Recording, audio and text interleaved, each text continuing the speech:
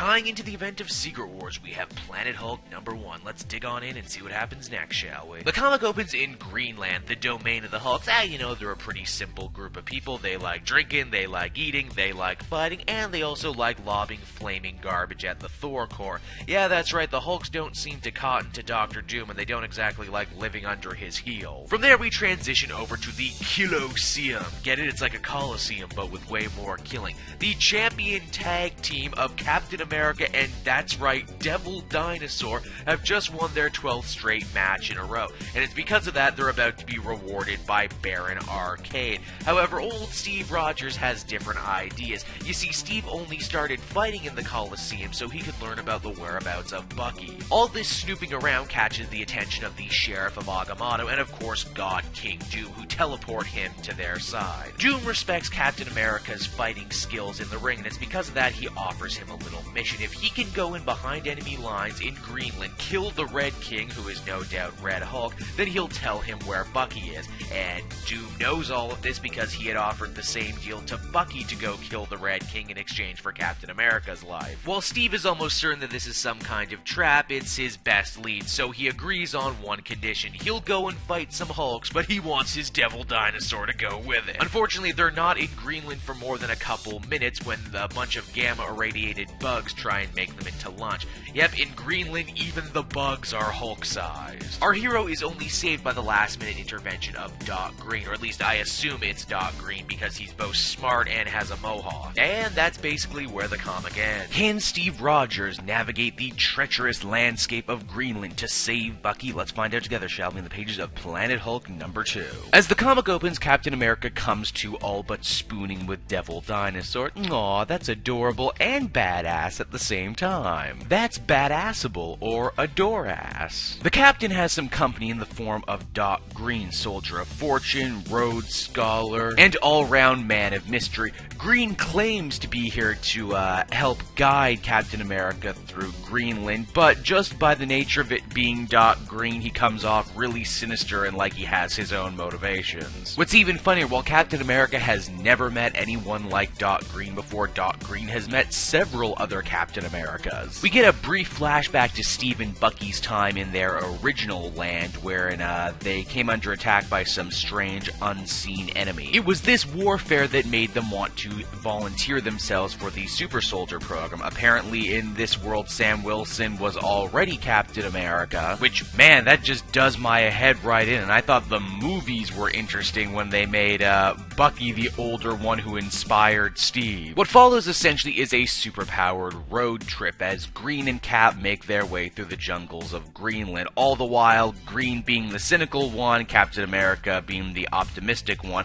I think my favorite point is when Green quotes Ernest Hemingway's famous "For Whom the Bell Tolls" speech, but when asked who wrote it, he says, well, God King Doom, of course. God King Doom wrote everything. He did everything. He is everything. The local wildlife begins to impede their journey, and it's here I really must take my hat off to the truly wonderful creature design this book has going for them. Everything is Hulks. Also, this panel with the dinosaur fighting the horrible Hulk creature gives me a real flashback to classic King Kong. Our two heroes end up getting thrown in the drink and going over a massive waterfall, which I'm sure must be really exciting and then really terrifying when they hit the bottom and a horrible creature from the Black Lagoon is waiting for them. Will the horrors of Greenland swallow our red, white, and blue hero whole? Let's find out together, shall we, as we dig on into the pages of Planet Hulk #3. As the comic opens, Cap and Doc Green are still at the mercy of a Sea Hulk. Yes, that's right, that horrible monster is called a Sea Hulk. Sea Hulk, there Hulk, everywhere a Hulk Hulk. Of course, as we've learned in this series up until this point, there is no problem too big or too small that cannot be remedied with the proper induction of Devil Dinosaur.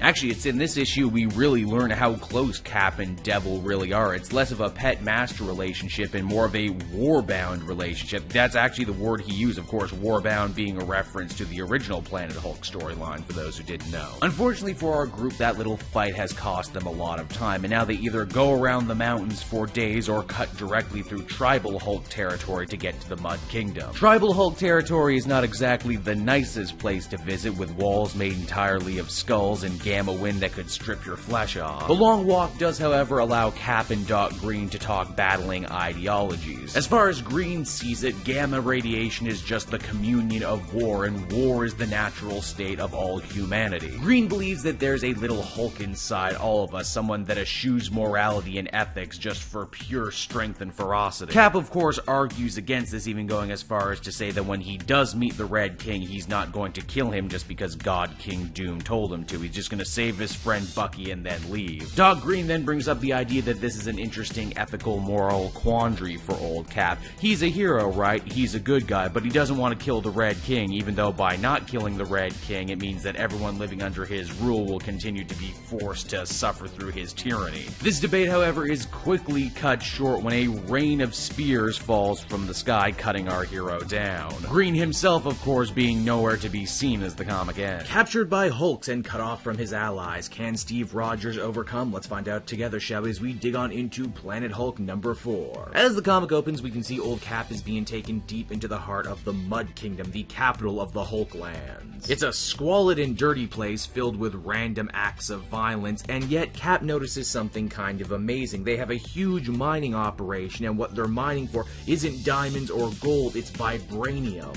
With so much precious metal at their disposal, the Hulk should be one of the most powerful forces in all of Battleworld, and yet they're not for some reason. Cap gets whisked away by Doc Green. No, we don't exactly know why he ran off or how he was able to sneak in. Clearly this dude is still playing his very own underhanded game that is yet to be revealed. In a very nice, very humanizing scene, there's a split second where Cap almost loses hope that he'll never be able to find Bucky. But one flashback later, Cap is reminded why he fights the good fight, why he wears the star on his chest, and why he was chosen to be a super soldier in the first place. Not even Doc Green's weaponized cynicism can get him down this time, and his goodwill is rewarded because Devil Dinosaur reappears on the scene. The Warbound now finally reunited. We get a wonderfully realized, very Lord of the Rings-ish inspired scene wherein Cap and Devil Dinosaur charge the gates of the Red King. Once inside, we get a real good look at Thunderbolt Ross, aka Red Hulk, aka the Red King, and oh man, just look at this panel right here, sitting in a throne like a friggin' pimp-ass Conan. I love it. Cap, as always the good guy, attempts to reason with the Red King, saying he has no real quarrel with him and he's not going to kill someone just because God King Doom told him to.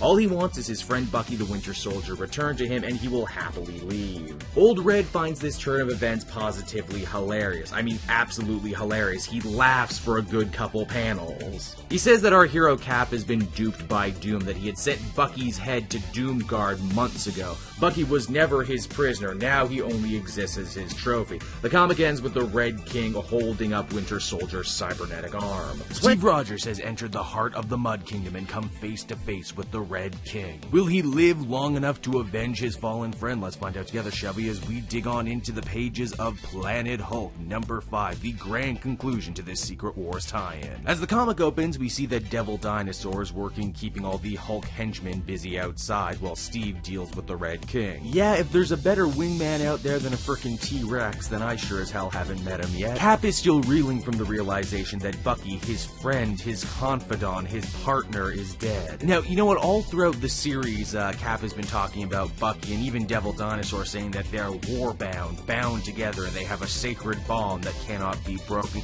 But honestly, you know what? The more flashbacks they have with Bucky here and the language in which Steve uses to talk about his dead friend, I'm going to offer up a perhaps controversial alternate reading of these two's relationship here.